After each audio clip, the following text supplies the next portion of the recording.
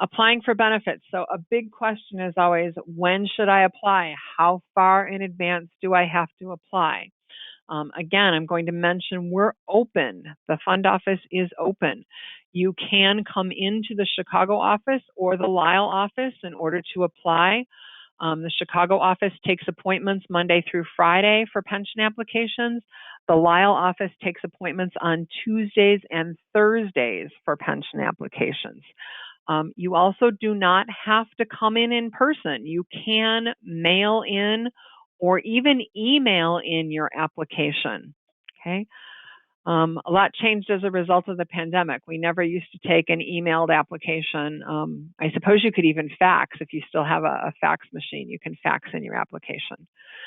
So how far in advance? We recommend that you call the Retirement Benefits Department 5 months ahead of time for an application packet.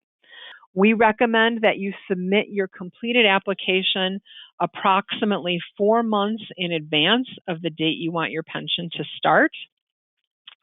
And please keep in mind that pension application packets are only valid for 6 months from the date they are sent out to you. Okay, that's in accordance with federal regulations because the packet contains information that the federal government says we have to furnish to you. Information about the partial lump, about your options with respect to rolling over the benefit, written information about how all of the joint and survivor benefits work and how the pop-up works, and written information about the relative value of all of your different payment options. So an application is only valid for 6 months from the date it is sent out to you.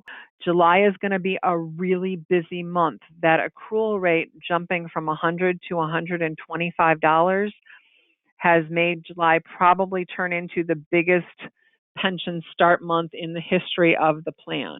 If you don't get that application into the fund office within the next week or two, you may still be entitled to a July pension payment, but we're not going to be able to process you for a check the first week of July. Your effective date is the date that you are first entitled to pension benefits.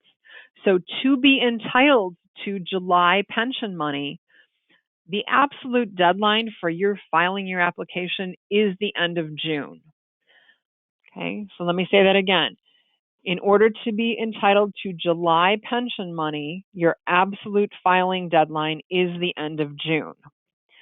But I guarantee you that you're not going to get your first pension check the 1st of July if indeed you wait until the end of June to file. So in addition to an effective date, we also have something called an award date. The date the fund office issues your first check is an award date. Okay.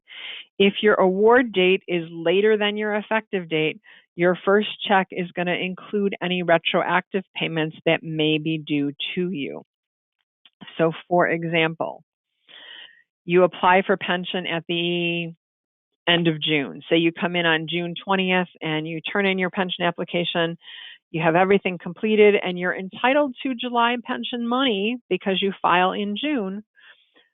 But we're already done processing July. We are going to be done processing July by the first, whatever the first Friday in June is the date that our outside auditing firm comes in to look at the July pension applications. So if you apply at the end of June, you'll probably get a check in August or September. That first check will go retroactive and it will have the July and August and September payments on it. But in order to cut a check on the date that you want to start your pension, you need to apply in advance. We rarely recommend 4 months. Once you actually submit your application for benefits, the fund office Retirement Benefits Department team will review that application for benefits, and we will send you out a written acknowledgement letter of receipt of the application, and we will tell you what additional documentation we still need from you or what additional questions we have regarding the answers to your responses on the pension application. Okay. When you apply for benefits, you will need to submit documentation regarding several things. So we will need a copy of your county certified birth certificate. If you are married, we'll need a copy of your county certified marriage certificate. And we need a copy of a government issued photo ID for the retiree, for the carpenter, and if you are married, of the spouse. Usually people submit copies of their driver's licenses, but a passport would also be acceptable, or a state ID. So it's got to be a government issued photo ID. With respect to the birth certificate, copies are acceptable, but they have to be copies of the county certified birth certificate. So a lot of people have a little what's called a commemorative birth certificate.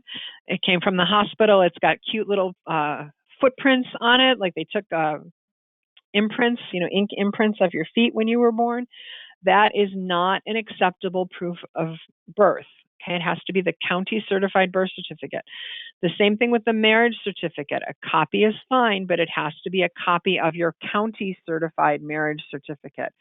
A commemorative certificate from the church or the synagogue or the mosque or wherever you may have gotten married in a religious ceremony is not acceptable. It has to actually be a copy of the county certified marriage certificate.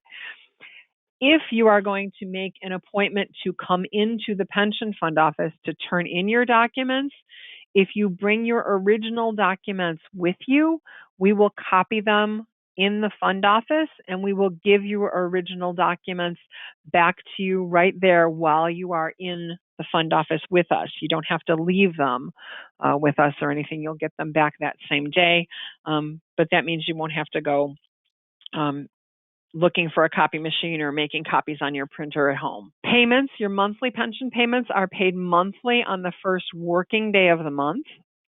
Mandatory direct deposit starts with your second pension payment. Okay. It does not start with your first payment. Your first payment is always a paper check. And that paper check is going to come out to you in a big white envelope with a lot of other things enclosed. We are legally required to send you a copy of the summary plan description, send you a copy of work restrictions, send you a copy of the appeals procedures. There are a lot of documents that the Department of Labor says that we have to furnish to you when you first become a pensioner. So we put those documents enclosed with your first pension check. And then when you're endorsing the first pension check, it's basically proof that we have that you also received all of those documents. Okay. We do not issue monthly pension check stubs. We do not mail out check stubs. But now payment details, as we discussed earlier in the presentation, payment details are available on the new participant portal. So you can log into the portal to see basically your check stub every individual month. You'll see your gross amount, your tax deductions, your retiree health benefit deductions. All of that is available on the participant portal.